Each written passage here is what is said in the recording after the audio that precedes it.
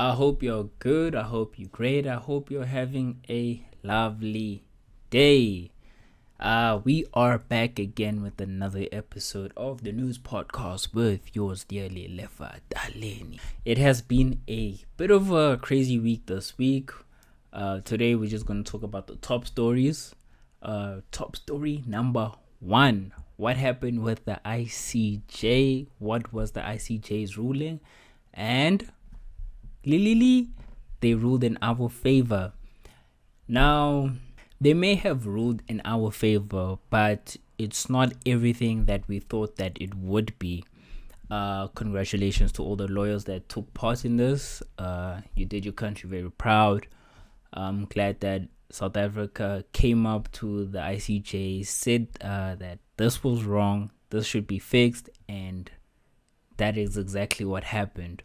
Now, what is not really 100% expected of what I thought would have happened in terms of the ICJ ruling is that I thought that there would be a ceasefire, everything would go back to relative normalness for that region, but it hasn't. Essentially what happened was there isn't a ceasefire, but everything else in terms of the genocidal acts that Israel was doing to Palestine, that has all stopped, or the ICJ has told Israel to stop all of that. So whether it be simple supply, simple aid coming through, providing of internet, providing of proper hygiene, stopping the bombing, stopping the carpet bombings, destroying people's homes. Israel is now also going to be held responsible for their soldiers killing innocent civilians. Stop the whole war in general, but just to, have Palestine get some help in terms of them not being genocided, if that's a word. That's essentially that is in essence what this whole case was about, just for the actual people of Palestine to have some semblance of normalcy, despite them still being in a war. Now, Israel has to report back to the court within 1 month on how it is implementing the court's order to avoid genocidal acts in the occupied territory. It's not even a debate, because here clearly it says by 15 votes to 2. So it was just a clinic that South Africa put on. It was crazy. There was no room for debate. And here this article continues on to say that the court only needed to agree that there is a prima facie, I don't know how to pronounce this word. There's a prima facie case that the rights of Palestinians are not being upheld under the Genocide Convention. Now, prima facie means at first sight. It's a Latin term that means at first sight.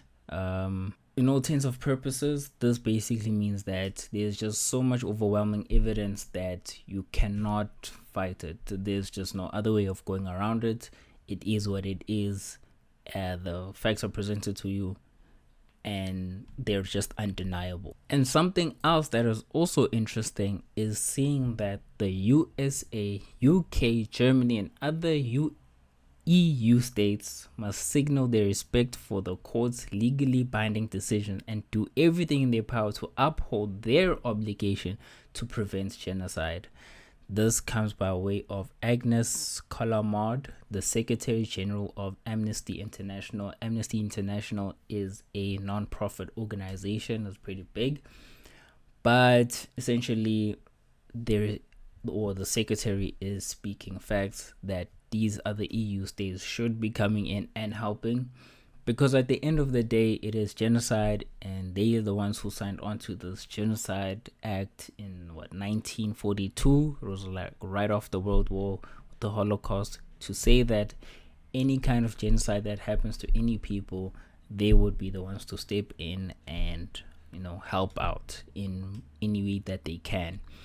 So I hope that they hold up their end of the deal and do what's right. But let us come back home. If anything new develops on that end, I will report on it, or I'll do you one better. I'll come back in a month and tell you what Israel has done so far in terms of proving themselves innocent or proving what changes that they have implemented in their whole war thingy going on. Anyway, let's move on and talk about what is happening in Groblersdal. Yeah, in Limpopo, bro. It's from what I can see, or from what I have seen. Or actually, you know what? This is my own opinion. I believe it's racism. Now, the people of Groblersdal, the farmers of Groblersdal, believe that it's not racism, and let's just go through the story. You guys can form your own opinion after all of that. Now, a group of farmers carrying the old Transvaal flag marched to the Groblersdal Magistrates Court on Wednesday to support a father and son arrested for alleged assault with intent to do grievous bodily harm. I think that harm was already done. Now, these two people, who are they? Piet Groenewald, 63, and his son, Stefan Groenewald, 27. They were arrested last week, Thursday. So let me tell you the story. One day, this homie, I don't know who the black guy is, we'll just call him Thabo, just for the sake of storytelling. Thabo was accused of being intoxicated while on duty. Now, Thabo is a security guard. He's working. Doesn't matter what he does. His job doesn't matter at this point, because regardless, he was still assaulted. Now, his supervisor takes him to Groblersdal. When they get there, the two get into an argument that resulted in the manager hitting Thabo with a hard object. What that object is, I don't know. I don't know why they're not even saying. Then the manager allegedly instructed a male relative to unleash their pet dog on the victim. The dog bit the victim on both legs. There's the bodily harm. I don't know what's alleged. Now, you guys can read all of this. I'm not going to read all of it out. I'm just going to read the highlights. Now, after all of this, the father and the son were arrested on Wednesday. This week Wednesday. Listen. SABC News reported the town was a battlefield on Wednesday as police cordoned off the court precinct and separated groups of the accused supporters waving all Transvaal government flags. While on the other side, a group wearing ANC and EFF t-shirts called for the suspects to be denied bail. Now, if you know anything about these areas, it's better the person just stays in jail, otherwise mob justice will find you. It's crazy out there. If you need to be staying in jail, stay in jail, just for your own safety, chief. Now, there are a whole bunch of videos going around showing how these farmers, the Boere, are just running amok. Let me guys show you a few examples. This is all on Twitter. I will just link all of the videos that I'm going to be showing you guys here. But look at this guy. He's just jumping.